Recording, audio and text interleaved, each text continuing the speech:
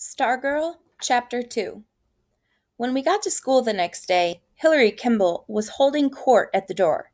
"She's not real," Hillary said. She was sneering. "She's an actress. It's a scam." Someone called out, "Who's scamming us?" "The administration, the principal.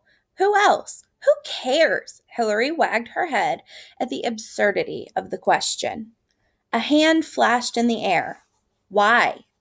"School spirit," she spat back. "They think this place was too dead last year. They think if they plant some nutcase in with the students, like they plant narcs in schools," someone else shouted. Hillary glanced at the speaker, then continued. "Some nutcase who stirs things up, then maybe all the little students will go to a game once in a while or join a club." "Instead of making out in the library," chimed another voice, and everybody laughed, and the bell rang, and we went in. Hillary Kimball's theory spread throughout the school and was widely accepted. "You think Hillary's right?" Kevin asked me. "StarGirl's a plant?" I snickered. "Listen to yourself." He spread his arms. "What?" "This is Micah Area High School," I reminded him. "It's not a CIA operation." "Maybe not," he said, "but I hope Hillary's right." "Why would you hope that? If she's not a real student, we can't have her on hot seat." Kevin wagged his head and grinned. "As usual, Mr. Director, you failed to see the whole picture. We could use the show to expose her. Can't you see it?" He did the marquee thing with his hands. "Hot seat uncovers faculty hoax." I stared at him. "You want her to be a fake, don't you?" He grinned ear to ear. "Absolutely. Our ratings will go sky high."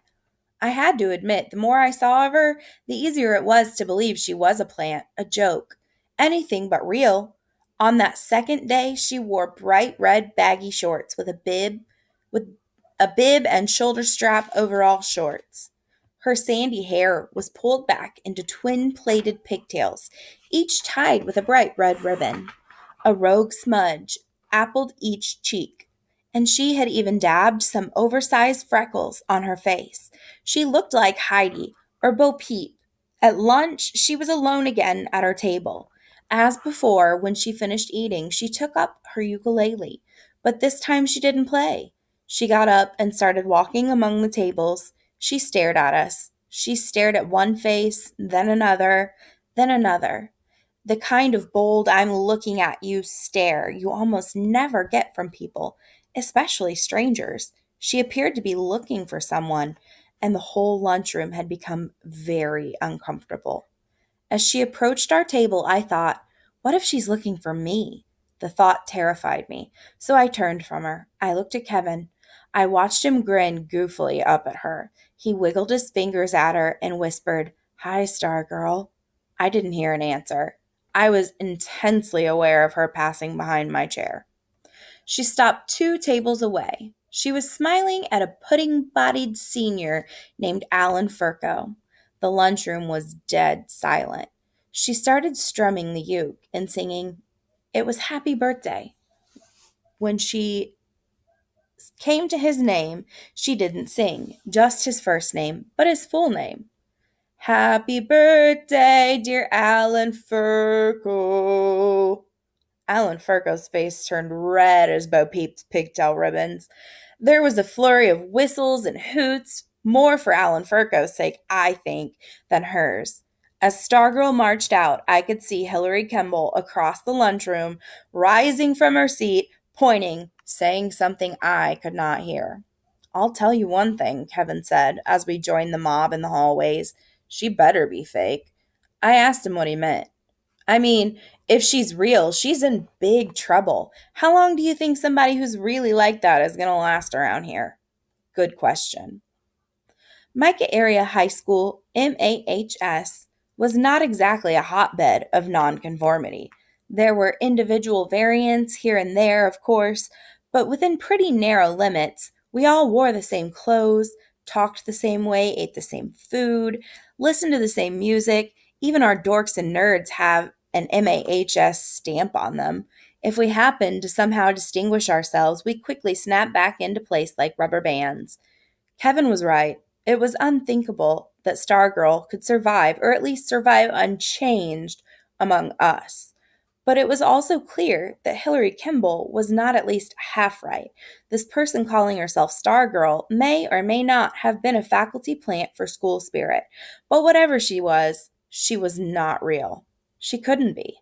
Several times in those early weeks of September, she showed up in something outrageous: a 1920s flapper dress, an Indian buckskin, a kimono. One day she wore a denim miniskirt with green stockings, and crawling up one leg was a parade of enamel ladybug and butterfly pins. Normal for her were long, floor brushing pioneer dresses and skirts. Every few days in the lunchroom, she serenaded someone new with happy birthday. I was glad my birthday was in the summer. In the hallways, she said hello to perfect strangers. The seniors couldn't believe it. They had never seen a 10th grader so bold. In class, she was always flapping her hand in the air, asking questions, though the questions often had nothing to do with the subject. One day, she asked a question about trolls in U.S. history class.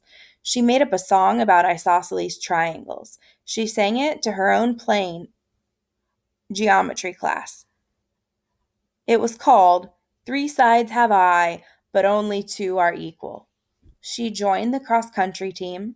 Our home meets were held on the Micah County Golf Course. Red flags showed the runners the way to go. In her first meet, out in the middle of the course, she turned left when everyone else turned right. They waited for her at the finish line. She never showed up. She was dismissed from the team. One day, a girl screamed in the hallway. She had seen a tiny brown face pop up from StarGirl's sunflower canvas bag. It was her pet rat. It rode to school in the bag every day. One morning, we had a rare rainfall. It came during her gym class. The teacher told everyone to come in. On the way to the next class, they looked out the windows. StarGirl was still outside, in the rain, dancing. We wanted to define her, to wrap her up as we did each other, but we could not seem to get past the weird and strange and goofy. Her ways knocked us off balance. A single word seemed to hover in the cloudless sky over the school. Huh? Everything she did seemed to echo Hillary Kimball. She's not real. She's not real. And each night in bed, I thought of her as the moon came through my window. I could have lowered my shade to make it darker and easier to sleep, but I never did. In that moonlit hour, I acquired a sense of the otherness of things. I liked the feeling the moonlight gave me, as if it wasn't the opposite of day, but its underside, its private side. When the fabulous purred on my snow-white sheet like some dark cat come in from the desert. It was during one of these night moon times that it came to me that Hillary Kimball was wrong. StarGirl was real.